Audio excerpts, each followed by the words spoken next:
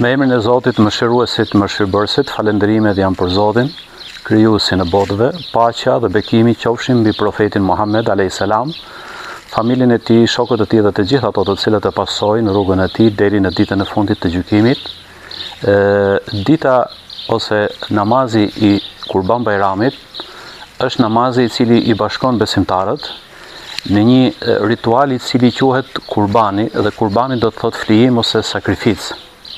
Kjo daton domethënë që në kohën e profetit Ibrahim, i cili na lasi gjurëm që neve të bëjmë kurban pikërisht atë që Zoti urdhëroi në Kur'an, duke na thënë që inna a'tainaka al-kawthar fasalli li rabbika wanhar. Pra bë kurban për Zotin tënd dhe falu.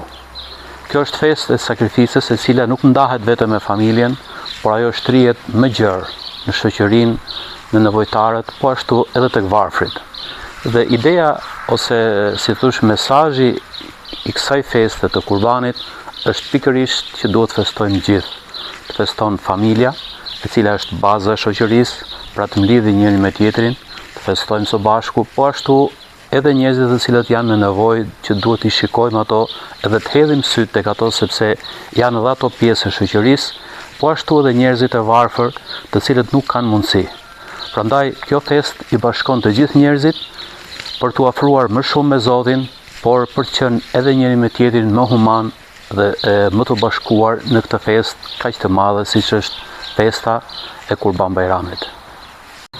Që i rastin t'i uroj të gjithë besimtarët musliman në të gjithë bashkinë e Divjakës dhe fshatrave përreth, por në veçanti edhe besimtarët e xhamisë Babuj, gëzuar Kurban Bajramin. Zoti i pranoft sakrificat tuaja, punët tuaja dhe sjellt kjo festë paqe, bekim dhe mirësi tek ju dhe familjet e juaja. Edhe një herë gëzuar Kurban Bajramin.